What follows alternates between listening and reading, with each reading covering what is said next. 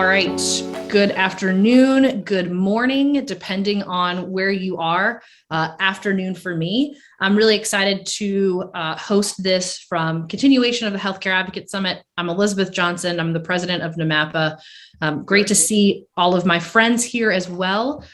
So I'll let you guys go around. I will kick it off to Julia first to introduce herself, and then we'll get this going with some questions. So pass it on, guys, down the line. Hi, my name is Julia Reagan. I'm the co-founder and CEO of Arcs Lightning. We're a technology solution designed really for advocates to help get patients on specialty meds quicker and more efficiently. And I'll pass it over to Jeremy. Thank you, Julia. I'm Jeremy Abundy, Manager of Provider and Pharmacy Relations with the Healthwell Foundation. We're a 501c3 copay foundation. Yeah, my name is Lacey Varnon. I'm one of the biologic coordinators. I deal mainly with buy and bill medications, but of course we have lots of specialty pharmacy medications as well. Can't do one without the other. Everything kind of ranges from patient education to benefits investigation, prior authorizations, appeals, denials, claims, reimbursements, copay assistance, foundation help, kind of everything all in between. So we're kind of the go-to middle person and the advocate, the hand holder and the cheerleader, everything in between. Kathleen? Kathleen Clark. I am a pharmacy technician at Shenandoah Oncology in Virginia. We have an in-office dispensary inside of our office here. Our goal is to fill as many medications for our patients in-house, whether they are supportive meds, antibiotics, specialty drugs. We have a team here that helps us with our prior authorizations. If it has to go outside of here, we track that and try to get specialty pharmacies who are able to give us a representative to help keep those prescriptions on track to get to the patient in a timely fashion. Alan? Hi, everybody. I'm Alan Klein. I'm Chief Development Officer at Healthwell Foundation, and I work directly with Jeremy. We are trying to make sure that no patient who is out there goes without their medication that's prescribed to them because they can't afford it. And that's the mission of our organization. And we work in lockstep with all these folks here who are all trying to service patients the best they can. Glad to be here. Fantastic. And Neil, did we fix the audio? Or is it still my fault? I hope so. Can you hear me okay now? Yes, we can. Okay, finally. Thank you. I could hear you guys. It just wasn't coming through on my end. I apologize. So yes, my name is Neil Barger. I'm an account executive with Accredo Specialty Pharmacy, and I am that contact that Kathleen referenced. I cover kind of the Central East Coast region, and my entire goal is to streamline the specialty pharmacy process, provide updates, and create a little bit more of a simplistic and easier to use system for facilities and prescribers to communicate with our division of the specialty pharmacy, and ultimately just help the patients receive their medications a little bit more quickly, with a little bit less frustration than would occur otherwise. So I'm happy to be here and happy to answer any questions. Fantastic. And Amanda, can you hear us? We have one other advocate, Amanda, who's joining us, Amanda Wolf. And we also had one other, Mark Del Bono, who was going to be on with us today, but in true form, he is stuck with double booked patients. So he could not make it. So we miss him, but we'll keep him in mind as we go through this. Keep doing the good stuff, Mark. So the process today, what we're talking about is transparency into the RX. And I'm here to moderate and help, but you guys are really the experts. And I really want to hear all the different pieces and parts from your various backgrounds and what you guys do, because it's not just one size fits all. It's not flat, right? There's a process, but it doesn't always work that way. So we want to talk about health systems and facilities. There's Amanda. All right. So we want to talk about health systems and facilities and what this looks like going through, talk about some goals and how you navigate to get to those goals, right? Patients being the ultimate priority. And how can we add value? How can we make this better? I like opinions when it comes to this kind of stuff. You don't have to share yours necessarily, or if you can't, but I think the only way that we come together as advocates and we truly make a difference is we raise our concerns, we raise our voices, and we get stuff done. So first thing, kind of, we're going to go through prescriptions. How are they sent? How are they received? What does that look like from the different ends? Real-time benefits. This is where I lean on technology solutions and other individuals who have experience with this. And claims, right? They take a while to pay. On the pharmacy side, they can pay right away before product ships. So really want that insight there. So I'm going to throw out questions. Feel free to cut me off and jump in before we go to the next one. If you have a comment on this, I want this to be as relaxed and conversational as possible. Most of us have met already in person, but let's have a spirited conversation about this. So, survey to the group. How many touch points on average does it take you to get a patient on treatment between authorizations, foundation support, and navigating through the specialty pharmacy? Amanda, I'm going to kick it to you. So I would say it can take up to as low as 5 touches to as high as, I would say, 15 or so, definitely if we're doing financial assistance with it. Lacey? I agree. Yeah, I mean, it could end of story. But it also kind of matters which way you approach it too. I mean, are you doing mainly your stuff through electronic solutions, or are you on the phone all day long? So it's gonna depend on which way you decide to approach how you do your enrollment forms, how you do your prior authorizations, as well as your follow through. So that depends on how many people you're going to get transferred to as well. And but that also is how many faxes are you going to get on your fax machine also. So it all kind of is a catch-22, I guess. Yeah. Kathleen?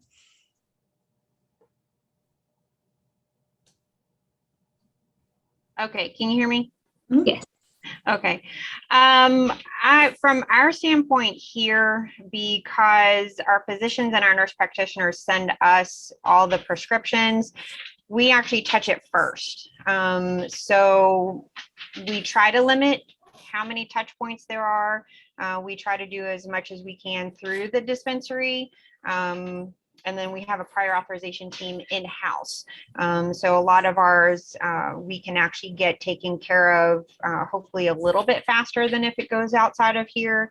But I would say at least 5, especially if it's not filled in-house.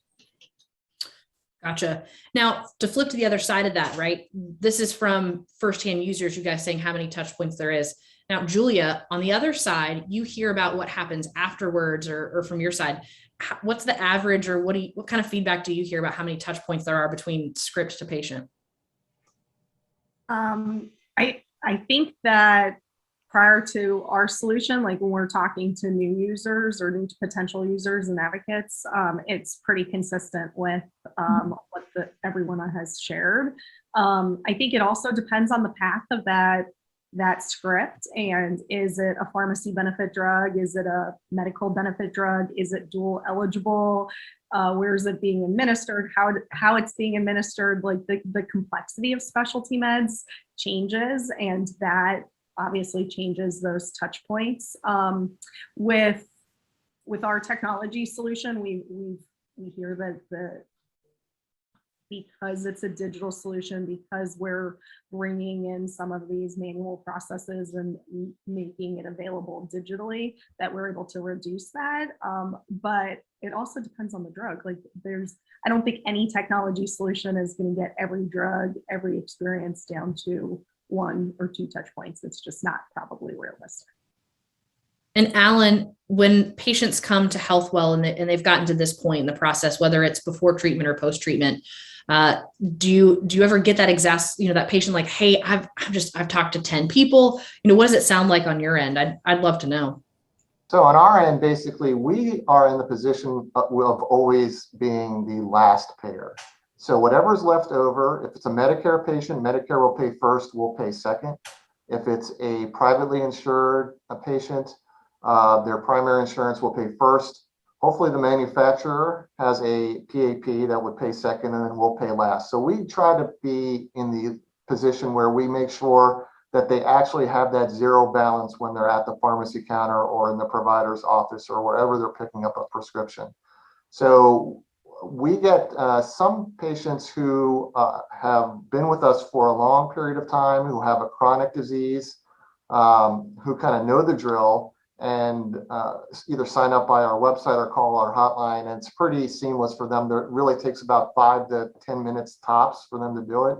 And then we have some of the first-time users who don't necessarily understand the entire process. They're probably a little bit more frustrated. I think everybody's frustrated that many of our funds are not open all the time because we just happen to run out of cash because there's more demand than we have supply. But that being said, I think people are genuinely very kind and appreciate the fact that we happen to be there at the end of the day for them to make sure that whatever's not covered by their insurance company, they don't have to be responsible for out of pocket. Great. And so there's so many different pieces and parts to all of this, but, you know, from our side, you know, Lacey and Kathleen and Amanda, to technology solutions, to all these, who are the key stakeholders that, you know, I would love to hear everyone's opinion because it can be from two different sides. So Lacey, I kick to you. You know, what value have you found, and who are those key stakeholders that you work with to get that script all the way through? I think Zoom is challenging us on audio today. Amanda, you wanna answer that one for me, and then we'll pass it back to Lacey. Our key stakeholders are our field reimbursement managers, like the manufacturing companies, just the sales team, just everyone in that help the points of contact within the specialty pharmacies, just a little bit of everyone. Got it. Julia, for you guys, what are some key stakeholders for you when you're working with a practice or with a hospital facility? So the key stakeholders in the systems are definitely the advocates. I think the advocate term could be a lot of different roles within the organizations, depending. So it could be anywhere from a nurse, a MA, a pharmacy tech, a financial navigator. So those are kind of the health systems or offices. Health systems are kind of that group of people. Obviously, providers are involved, but providers don't do all the work. They have to sign off on all the work. So they're involved more from a arm's length piece in a way. I think that a lot of providers, from my experience, don't have a full understanding of the challenges that come with getting patients on medications and what those advocates in the offices really have to do and the work that's involved and the time that it takes sometimes, just because they're in a different experience within the office. And then, so those are the healthcare provider stakeholders that we work with. We do work with the manufacturers and the pharmacies as well in different capacities. Great. I'm gonna throw a question out to the advocates on this side. So Amanda, Kathleen, and Lacey, and then I'm gonna tag in some others after this. But what are some of the best in-class practices you've seen specialty pharmacies implement? Anything? Wide open on this one. So one of the things that I look for in a specialty pharmacy is to have a contact person, whether it's someone that they have representing them in the field or representing them on base, so to speak, at their facility. So prime example, Accredo, we have Neil, who is our specialty pharmacy contact person. He does have a coworker. She's actually home with a baby as of right now. So congratulations to her. But those two have been our advocate for the patient from the specialty pharmacy side, because we can't see what's happening in that realm. So we can reach out to them. They can check and see what's going on the back end, even if there's something going on with copay assistance or just a prior authorization. That's what I look for when I'm looking for a specialty pharmacy. There are two others that I have contact people at, and I'm definitely looking for other specialty pharmacies that can give us the same, but I haven't gotten all of them yet. Amanda? I agree. Having a contacts in the specialty pharmacy, it's life-saving. Our team is big on communication, so being in constant communication with them is very important to us. I love having email relationships as well as phone calls, just so that we can get stuff done quickly. That way we don't have to be on the phone for hours, and we're given accurate information in timely manner. And they can reach out to us if there's any problems, they can't get in touch with the patient, they need copay assistance, stuff like that. That's helpful for us. And then they're also like, just being willing to work with us is always great. Changing the process, becoming more streamlined. All right, Neil, I'm going to throw it to you with those feedbacks and those comments from the side of Agredo. What you got? I'm telling you, Zoom is messing with us today. Okay, I'm going to skip to Alan or Jeremy. Either one of you can take this one. Healthwell working with pharmacies. How does that go? Jeremy. I'll take that. So it's the same challenges as everybody else has, right? It's point of contacts and getting accurate information. Spend lots of time on phones with these specialty pharmacies on behalf of patients, trying to iron out issues with the pharmacy card not working, claims not going through, claims being reimbursed, and the like. So I think we're sort of all in the same boat when it comes to that. Fantastic, fantastic. Hey, Elizabeth, can you hear me? Oh, yeah, now I can. Go for it. I'm so sorry. I'm not sure what's going on with the audio. I apologize for interrupting. Just to kind of circle back to what we were talking about before, I essentially like to be very transparent with kind of how we like to handle things from a specialty pharmacy perspective. And essentially, I'm a prescription detective. And I think that's what a lot of us like to see ourselves as. We want to be that direct point of contact. We don't want you to have to call into phone trees. We don't want you to have to talk to different people whenever you're trying to solve issues that most likely are going to take maybe a day or two between prior authorizations, between clarifications, between having trouble getting a hold of the patient. There's a lot of things that can happen over the course of multiple days. So allowing that process to be simplified, giving everybody a more direct avenue to save them time in their day, and also be able to formulate a relationship with that office. Make sure they can trust that we're really going to do everything that we can to take care of that patient, and know that even after they receive their medication, whether it's refills, whether it comes to redoing assistance through a foundation, whatever it might be, we want to act as if we're sitting in that office right next to them, advocating for the patient the same way that they would on a day-to-day basis. So that's really kind of the focus that we try to bring to this large specialty pharmacy arena, making it just as if we're sitting right there with them. Great, great. Lacey, any comments on talking about all this? Yeah, what are we talking about? Because I don't know what's going on anymore. I'm just here. So I caught the tail end of that, and I truly don't really know what y'all just said, but I will say this one thing. I have an Accredo person, and I love them. They make my life so much easier. I will say that, and they really are absolutely amazing. Patients love them, I love them, and yeah, it's fantastic. The way that they have their little system set up is absolutely fantastic. And I think that's really helpful, because I think that a lot of advocates get into their role and it's passed to them, or say, hey, you're doing this tomorrow, and they don't have those same relationships or contact points. And Right. To be able to have a person really makes a huge difference. And I know that that's a struggle I face every day with the practices I work with. So Neil, we may have to chat later to work on a few of those things. Yes, definitely. Absolutely. So kind of a question out to everyone, and take turns, don't all speak at once, but would love to hear, what impact do you foresee insurance companies, and especially with this PBM alignment and all that, having on local specialty pharmacies, or just in general in the market? I know that my fear is that formularies are going to get more complicated, especially regional payers. Lacey, I know you can kind of speak to some of those issues that are going on. But, where do you see this going? What do you see the 2022 kind of challenges being with specialty pharmacy? One of the big things I personally think we're going to have trouble with is shipment issues. I don't think patients are going to get their medicines.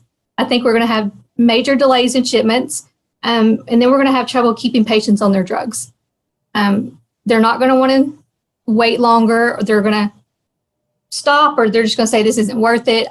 Because I already am having more and more trouble getting drugs here on time now. And if we can't keep up with that process now, I don't know what we're going to do later when it gets busier and busier. So that's why I think it's so important to try to fix it now, or fix what we can now, so that when things start to get a little bit more, because we know it's coming, we have something to go into. Because there's a lot that is going to happen, and it just seems like it's I don't know. We come from that society, it's everybody wants what they want right now, and I get it. I do too. I want this to happen right now. I'd rather somebody text me than call me. I'd rather get an email or something like that. And said, patients are the exact same way. They don't want to have to wait, a lot longer, or they don't want to have to get constant phone calls monthly to have to verify shipment things. They don't want to have to be bothered with their life as well, for something that they need to do regularly. So anything that we can do to make it easier on them, it makes it easier on us also. That's a really scary thought, Lacey, about patients not getting their, if patients not getting their therapies, that's really just flat out scary, especially when some of these medicines are things that delay progressive diseases, prevent, fatality. And we're not talking about something that people could go without, and it's just about the holds a little longer. Right. I think that when you look at specialty pharmacy evolving, I think that's why a lot of these large organizations are starting to really look at how do we bring specialty to retail to make it a little bit easier on patients, and then what medications can go to specialty at retail versus can't, because there are some medications that it just isn't realistic for it to happen. And I think from an insurance perspective, commercial insurance, I think, is going to get a lot stickier with where the distribution has to come from because of the evolution of a specialty pharmacy, because of the health systems creating specialty pharmacies, because of practices creating their own specialty pharmacy organizations. It's just the dynamic has shifted. And I think those big payer PBMs will start enforcing control over where the dispense happens. I think that on the Medicare side, any willing provider laws will prevent that. So that's good for at least that part of the segment. But the commercial business is definitely going to get more complicated for the advocates out there, I think.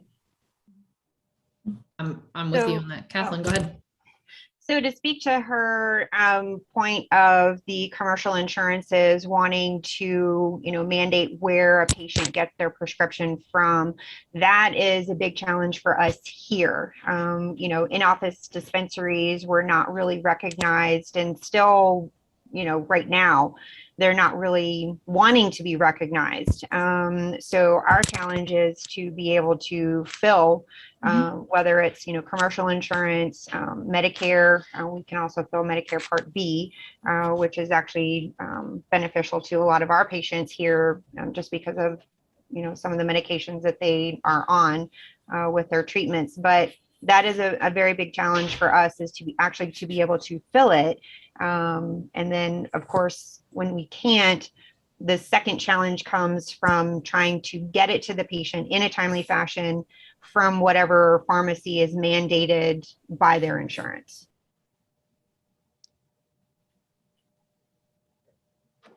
So with UVA, we're lucky we can fill the Medicare and the just commercial insurances for all the maintenance medication. But when it becomes specialty, it does get complicated. The larger pharmacies do take a longer amount of time to get the medication ready. It can take 3 to 10 days, depending. Sometimes it takes 72 hours just to get the script entered. So that makes it more complicated.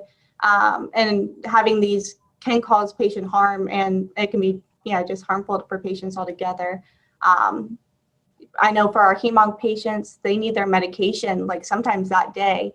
When we can get it filled at the hospital, we can have it filled within a few minutes versus the 3 to 10 days. So it's a big difference. Causes Neil? a lot of anxiety. Yeah. Neil, anything on 2022 insurance changes, PBMs coming? Oh man, that's a loaded question. So, I think it was referenced before, formularies are going to get more complicated as new drugs come to market, as more generics are launched. That causes a big flux on a lot of different aspects. And when we are talking about commercial payers, those contracts are put into place, and they do have some aspect of steering what medications go to which patients, and that's all going to kind of be fluid depending on which plan that is and kind of which pharmacy is involved in that vertical integration. From that single point of contact standpoint that we've referenced with Kathleen and with Amanda, there are definitely, depending on the pharmacy, we try to relate this to kind of other aspects of life and try to make it a little bit more simple or more familiar to patients. So just speaking from our perspective at Accredo, there are apps. We have an Accredo app, text message enrollment to get around that screening of calls that happens pretty often, health trackers, things that really try to make sure that the patient can feel empowered in their therapy and feel like they have an active role. And then even from the prescriber side of it, we were talking about those different touch points. And I actually had a meeting not too long ago where I printed out our actual prescription process, and it was 22 pages of different processes that happen. So when we're talking about 5 processes or 5 touch points from the pharmacy standpoint, we would love for that to be nothing but us just telling you, hey, this is where it's at in the process, this is what's going on, and then eventually this is where it's shipping, and this is what we have planned for the next shipment. So as we see what happens in 2022, as we see what payers jump on board, as we see what that vertical integration of payers and pharmacies and PBMs look like, we have to pivot, and we have to make sure that we're still utilizing all of the tools and the resources we have currently and adapting those to what those payers are requiring, and then also what's going to translate to that easier and more streamlined process for those facilities. Yeah, absolutely. I want a copy of those 22 pages, by the way. Alan, Jeremy, from your side, I know that you guys are preparing and, for the next year, but what happens on your end? Yeah, I think, from our perspective, we're trying to get help to the patients as quick as possible, with the unforeseen of next year. So it's things like our portal and optimizing that and getting folks comfortable with using the portal and enrolling in the portal. Patients specifically, 88% of our grantees are Medicare patients. So there's already sort of a built-in reluctance to use technology. And so it's educating them on what tools we have and building them out so that not just them, but also the advocates, the patients and providers and pharmacies are optimizing their experience within the portal to make it that much easier for them to gain access. Yeah, and I would build on that a little bit. So just as an FYI, about 65% of all of our grantees end up going through our online application process, whether it's the web or our portal, about 35% through our contact center. Last year, just HealthWell helped about 170,000 patients get a grant. So it's quite a bit, and it is really skewed toward Q1. So December, January, February are definitely the busiest months, as you might expect, with the Medicare donut hole reestablishing, or folks who have private insurance. Basically, their deductibles are reestablished at the beginning of the year. So they're kind of at stage 0 at the beginning of the year and need the most help at that point. And we have some funds that actually program out money at almost at $5 million a day clips. So it sounds ridiculously crazy, and it really is. It's all hands on deck at the beginning of the year for us, and very seasonally run. I mean, there's steady flow of patient need throughout the year, but it is super heavy right about now through the end of February. It changes that holiday rush, right? It's a little bit different holiday rush for healthcare. So kind of talking about these changes, these challenges, and our stakeholders, I want to kind of shift into how do we make it better? How do we leverage what we already have? And Julia, I'm going to kind of direct this towards you to start. Tech solutions are the way to go, right? In practices and hospitals, we've got EHRs. HealthWell, you have a portal. Accredo, you're talking about having an app. There's all these different pieces and parts which are so important and play into this access piece. So what are some suggestions that, you would have for the advocates, using technology solutions? And then what are the best ways to find these tips or suggestions there? Yeah, so I think in fairness, there's other technology solutions other than Arcs Lightning as well. So I think that advocates being able to come to resources like NMAPA and speaking to other advocates about what they're using and the processes that they're using to try to evaluate what tools are out there, and then reaching out to those organizations. All of us have field teams or support teams that could access and talk to providers' offices about the tools and functionality, and then really then trying to evaluate what type of patients, what type of experience, what type of hurdles and challenges each office has, and evaluate which solution might fit and work the best for them. Our solution is really trying to look at the journey and bring the tools into one location in a very simple way. I think that technology is not perfect, and even when there's solutions out there that work for certain pieces of the journey, it's not going to be 100%. So like price transparency products for pharmacy benefit, they exist. You're never going to get 100% look at patients because not all of the payers are enabled to do a real-time pricing. So what tools are out there that could at least alleviate the burden in a way, is what I would recommend for people to start looking at, and then talking to other people, because I know that all of the advocates here have tools and processes that they use that work for them. And I think communication is key within the organizations and the community to make everything better. Absolutely. And I think it's interesting too, just even on this webinar we have here. So Amanda and Lacey, hospital to private practice. Amanda, I'll kick it to you first. How do you guys go and find these tech solutions? Do you identify a need first, or are you called upon? What does that typically look like from the hospital setting? Usually we'll come upon a need of it, and then we'll look into options and what opportunities there are to help our patients. Great. Lacey, I know, you and I are from the private practice world, and a lot of times it's hard to find other people in our same role, or it's hard to find a technology solution. What do you guys do to make that a little easier for you? Yeah. Now I have to be honest. When I came across RX Lightning, it was by chance. It was because I got a phone call, and that was just one of those great things that fell into my lap. In general, I have gotten to a point before where I've just gotten so desperate that I started Googling people like me, basically. I came across NMAPA that way. Where are people like me? What sources are they using? And then you start networking, find people like you, start asking questions, reach out to them. What's the worst anybody's ever going to say? They're going to say, I can't help you. Well, you already have that. You already don't have help. So at least ask somebody who might be in a similar situation to you.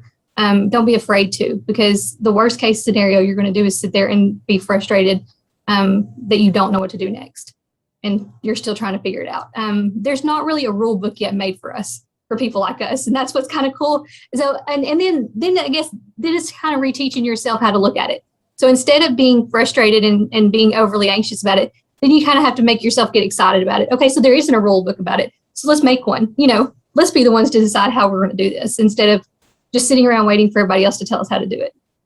Somebody's got to do it, so let's just do it. And then, so find your people. They'll like you, I promise. I promise they will. They're going to love you, and it's going to be fun. And then it makes everything a lot easier. And I promise everything just really falls into place. Once you find those core people, the contacts just start coming. You'll eventually, everybody just sort of lines up. Somebody will know somebody, and somebody will know somebody else. And then you will eventually just find all these little players in place that, will help make things a little bit easier for you. I agree 100%, because that's how I got to know HealthWell, actually, was through meeting other advocates from the hospital side. So the foundations, I talk about this a lot, are relatively new to us in private practice. So yeah, I fully agree. You find your people, you find that network. And I think the power of social media has really helped with this. And I think also, Neil, I kind of talk about pharmacies. I call out pharmacies on social media if I'm struggling. So I leverage my network in a little bit of a different way. Is there, from your side of it, does that help? Does that not help? How can we as advocates, really lean in to Accredo and other pharmacies in general to get a response or to build that partnership a little bit better? Yeah, I mean, not to go too old school here, but my dad always used to say the squeaky wheel gets the grease.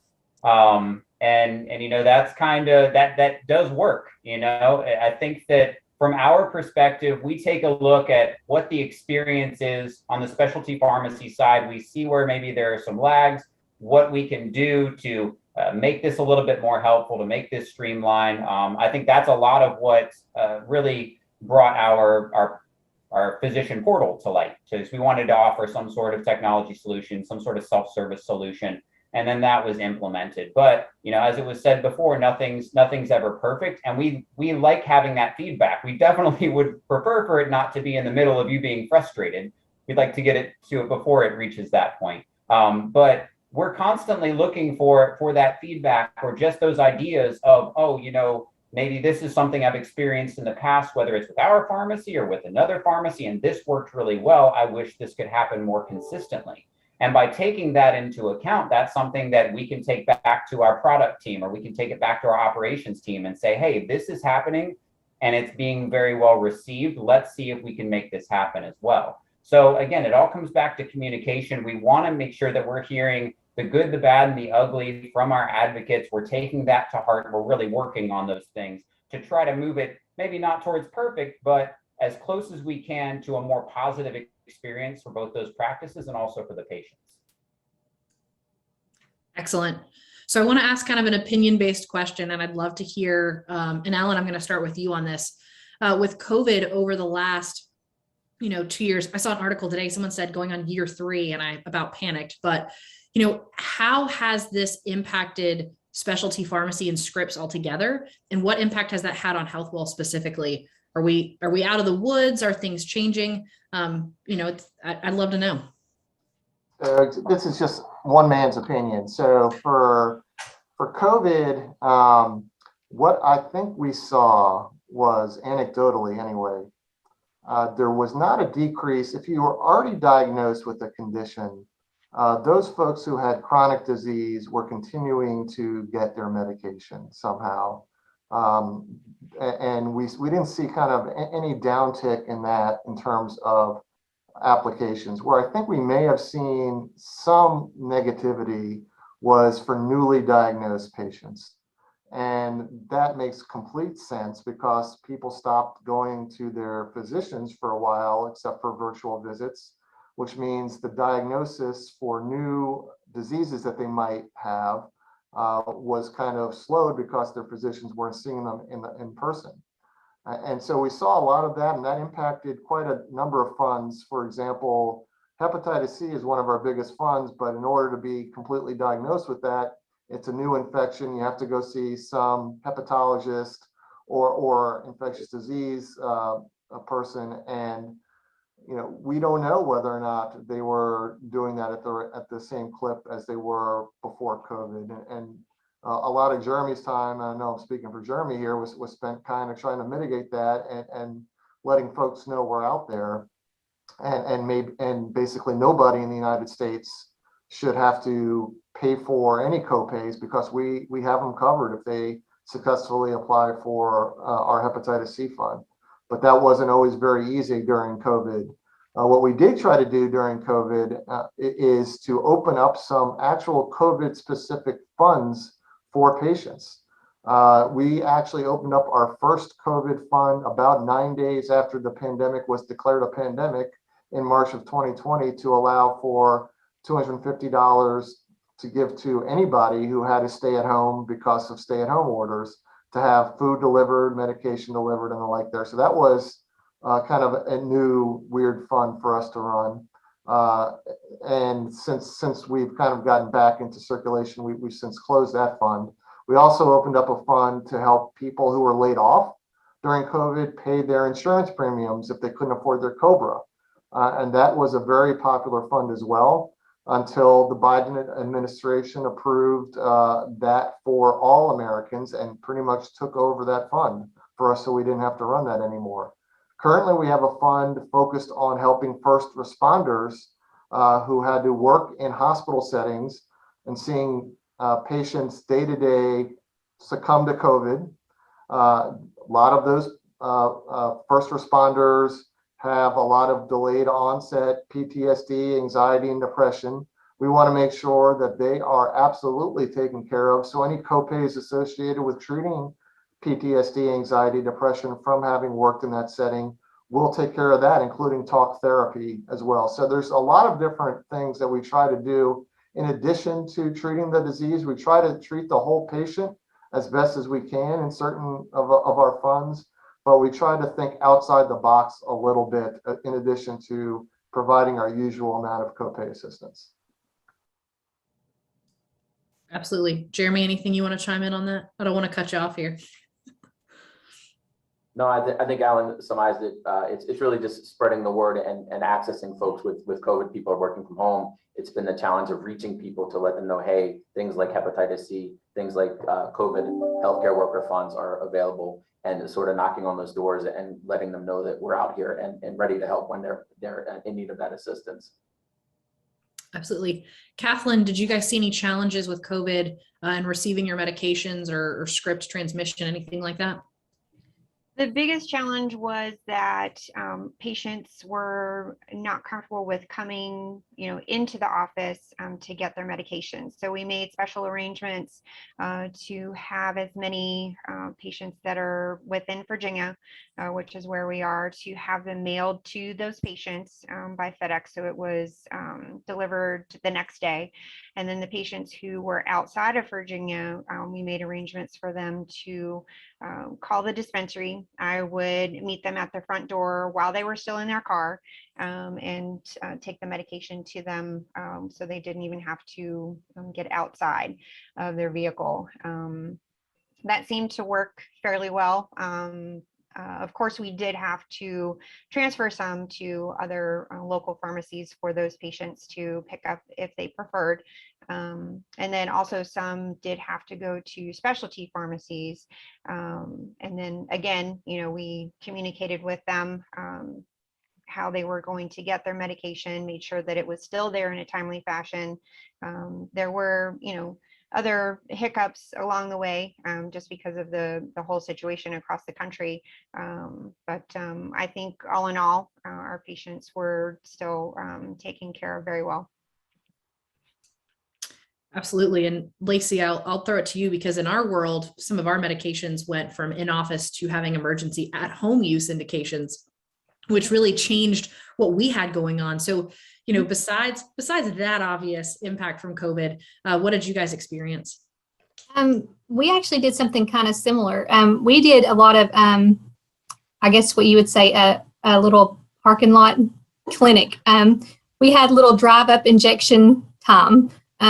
We had parking spots that we would have marked off for our biologic patients, and like little areas they would all come at certain times throughout the day, and they would park, and we would have our staff would go out and inject them, and we would have somebody who was sitting outside anyway, already monitoring people, and we'd have the horns honking, people waving, I'm leaving now kind of thing. We're like, oh wow, this is not really great, but and it would be certain people that we knew were not going to be able to give themselves injections at home, but just the regular ones, that were older and wanted to come in, that kind of thing, but didn't feel comfortable coming into the office. We went way down on the actual amount of people that we had coming into the office anyway.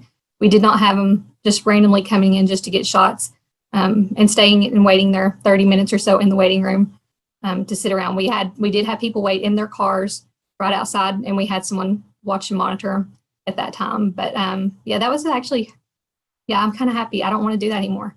I don't want that to be gone. We don't want to do no more car lot stuff. That's not fun. Well, what I'm hearing and kind of the theme that, the whole reason we put stuff like this on and the whole reason we talk about it. And this has been kind of fun today because we didn't get into the technical parts of the script, right? I know we're all very familiar with that, but it's kind of nice just to talk about the struggle is real. It's not a perfect system. We all face almost the exact same challenges, no matter what side of the process we're on. But it's nice to be able to identify those and talk about them and know that there are solutions out there. There's not, again, one size fits all solution, but there are ways to make workflow improvements. There are ways to help your facilities or your practices. And most importantly, there are things out there for our patients. And I think we get so caught up in the day-to-day in clinic or on the business side of things that, we're trying to make it perfect, but it's not perfect. So these little things, hey, Neil, I wrote down there's an Accredo app. Didn't even know. It's picking up these tools and tips that we can take back and give to these patients. And so I want to make sure there's ample time. And I'd love for each person just to kind of give a closing thought, a closing remark, anything you want our audience to hear, to know about, not necessarily that pertains specifically to the script, but in preparing for what's coming in January or a benefit to those patients. So Amanda, I'm going to start with you. I know you thought through this quite a bit. So anything you want to pass on? Make sure to utilize your points of contact. Like I said before, they are life-saving. They can help in many different ways, more ways than you think. Also, don't take no for an answer. If you can't figure it out, ask for help. Like there are lots of advocates out there that are willing to share their information, willing to help you. Utilize them. If you don't have that information, look on LinkedIn. Everyone's willing to help there. So, Jeremy? Just want everybody to know that we're committed at Healthwell to assist you and your patients in their copay journey.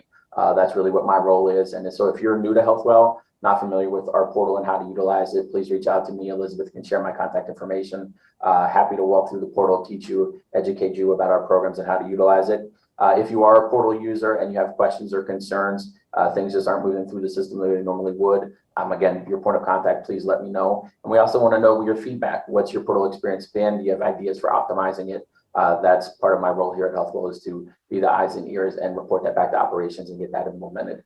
So look for a new pharmacy and provider portal. We're hoping to launch that in early 22. So that'll be coming your way, and love to hear your feedback. Fantastic. Julia?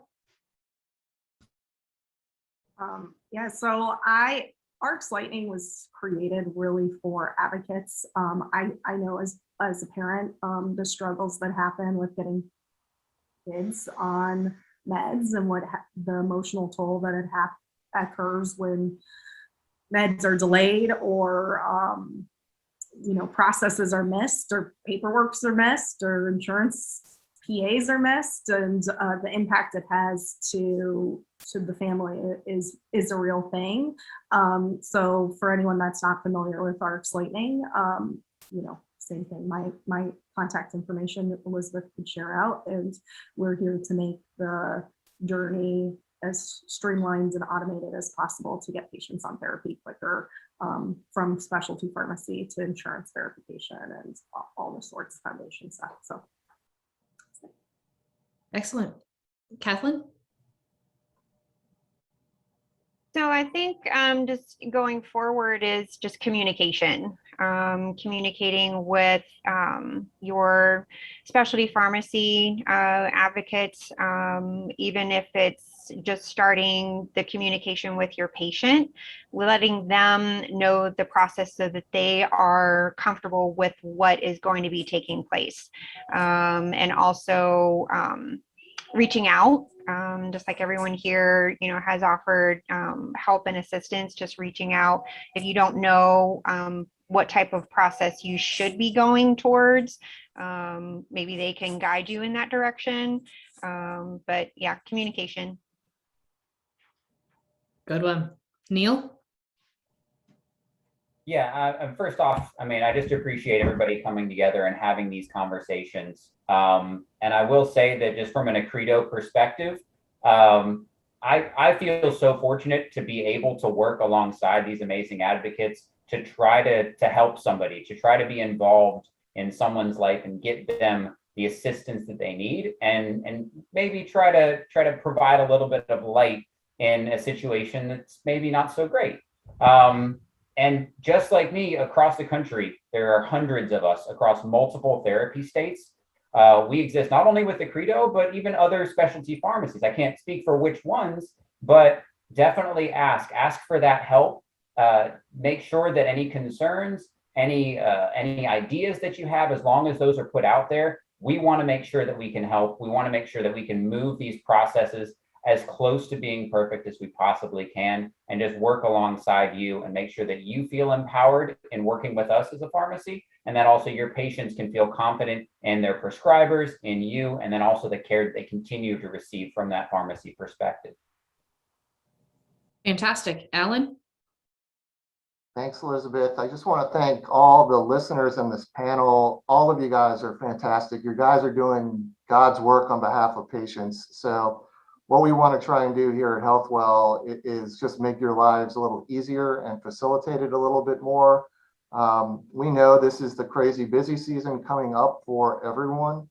And we have 80 different disease area funds, so it's hard to monitor all of them. What I would encourage everybody to do, if you so choose, is to sign up for our real-time fund alerts, which gives you both an email or a text notification when a fund open or closes at HealthWell, which saves you from sitting in front of the computer and constantly hitting refresh, refresh, refresh. So, because I know you have better things or other things to do or more productive things to do with your time, rather than wait for our website to refresh. So we put that in there, but if there are other things, just like Jeremy said, if there are other things out there that we can do to help you guys help patients, please let us know. We are all in this together, and we just want to be part of that community that does exactly what you guys are doing. So thanks so much. Thank you. Lacey, any parting words? Let's see. Yeah, one of the things I think that I hear a lot whenever I talk to other biologic coordinators or other advocates is they get frustrated a lot with themselves, and it can almost make you frustrated for them. And I would almost say, don't be afraid to try something different. It's very easy to get stuck in that situation of being familiar, being uncomfortable, and don't just sit there and be uncomfortable because of the familiarity of it. Step out of that box and try something different. It's okay to. Don't do it just because it's always been done a certain way. If it was right or if it was okay to do it that way, you wouldn't be asking the questions. You wouldn't be trying to figure out a different way of doing it, or you wouldn't be so upset about it. So just be willing. You have to be willing to try something different before anything else will change. You have to be wanting to do something more. So as soon as you will, then, things can start moving in a different direction. And then, yeah, I'm going to piggyback off what everybody else said, because everybody else here is so smart.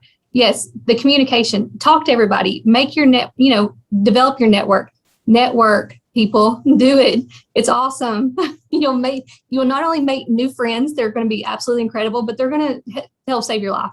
I mean, they're going to help you get sleep. They're going to help you, just everything. You're going to start liking your job again. You're going to smile more. You're going to enjoy every day. It's going to be fun. Your patients are going to notice it. You're going to enjoy your job again. It's going to be fun.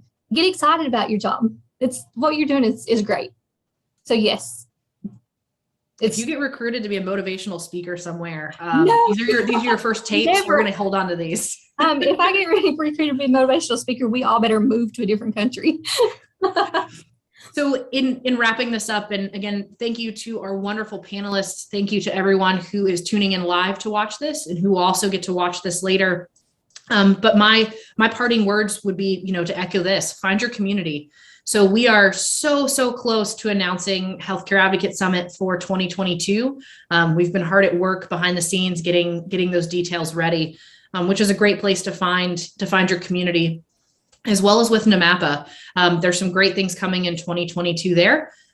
Really trying to build upon that educational component of it's not perfect, but hey, if we can make our lives easier, and as Lacey said, if we can help each other out, make our jobs a little bit easier, make our patients a little happier, that's where it is for us. So thank you guys again. Happy holiday season to whatever holiday you celebrate. And we look forward to connecting again as we go into the new year. Thanks, everyone. Thank you.